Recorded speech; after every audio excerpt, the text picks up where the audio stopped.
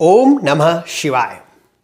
महाशिव पुराण में यह बताया गया है कि शिवजी ने 7 वार जब बनाए तो हर वार के लिए एक देवता को नियुक्त किया और उस वार का फल भी निश्चित किया कि उस दिन क्या फल आपको प्राप्त हो सकता है। अगर आपके जीवन में किसी तरह की कोई समस्या आ रही है और आप उसका निराकरण करना चाहते हैं तो आप उस दिन वह कुछ पर्टिकुलर काम कर लें जिससे आपकी वह समस्या का निराकरण हो सके और आपके जिंदगी में जो भी परेशानी है उससे आपको मुक्ति मिल सके, छुटकारा मिल सके। तो आप क्या कर सकते हैं, उस वार के दिन आप 5 उपाय कर सकते हैं। जैसे अगर हमें किसी देवता को उस दिन प्रसन्न करना है, जैसे हमें रविवार का देवता बनाया गया है सूर्य देवता को, तो हमें अगर सूर्य देवता को प्रसन्न करना है, आगे इसी तरह से चंद्र देवता वगैरह आएंगे, तो हम उस दिन 5 काम कर सकते हैं। 5 काम करके उन देवता को प्रसन्न कर सकते हैं। सबसे पहले तो हम क्या कर सकते हैं कि उस पर्टिकुलर देवता का मंत्र जाप कर सकते हैं।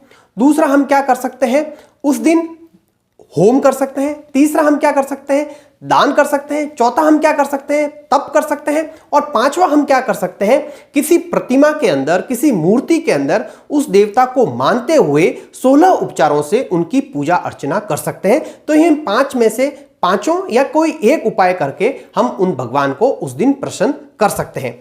तो मैं यहां आपको सबसे सरल उपाय बताने जा रहा हूं कि किस दिन आप क्या करें और कौन सी परेशानी से आप उस दिन मुक्ति पा सकते हैं।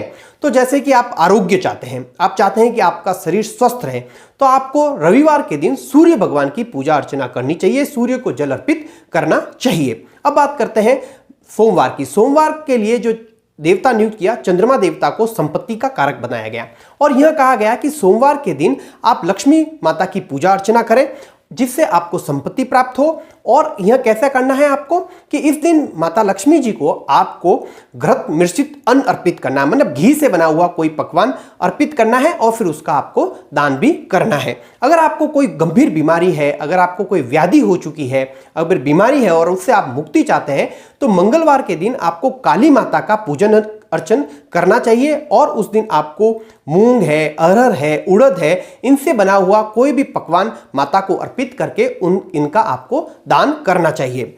अगर आप बिजनेस में बढ़ोतरी चाहते हैं, अच्छे मित्र चाहते हैं, अपने वंश वृद्धि चाहते हैं, तो आपको बुधवार के दिन विष्णु भगवान का पूजा अर्चन करना चाहिए और उन्हें दही से बना हुआ कोई भी पकवान या दही से बना हुआ कोई भी अच्छा पकवान उन्हें अर्पित करें और उसका आप दान भी करें। अब गुरुवार का जो देवता बनाया गया वह बनाया गया ब्रह्मा जी को। अगर आप आयुष्य की बढ़ती चाहते हैं, अपनी उम्र लंबी करना चाहते हैं, तो आपको गुरुवार के दिन ब्रह्मा जी का पूजन अर्चन करना चाहिए और खीर बनाकर उनको अर्पित करनी चाहिए।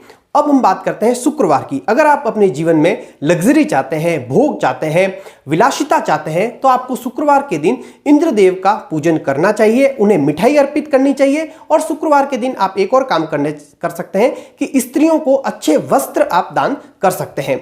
शनिवार का जो देवता बनाया गया है वह रुद्र को बनाया गया है और यह कहा गया है कि अगर आपको कोई मृत्यु तुल्य कष्ट आन पड़ा है तो शनिवार के दिन आपको रुद्र देवता का पूजन करना चाहिए और तिल मिश्रित अन्न से होम करना चाहिए या फिर आपको तिलों का दान करना चाहिए। तो इस तरह से भगवान ने महाशिव पुराण में 7 वार के अनुरूप यह बताया गया है कि कौन सी समस्या है तो आप किस अन्न का दान करके अपनी उस समस्या से छुटकारा प्राप्त कर सकते हैं। उम्मीद करता हूं कि आपको यह जानकारी बहुत ही अच्छी लगी होगी।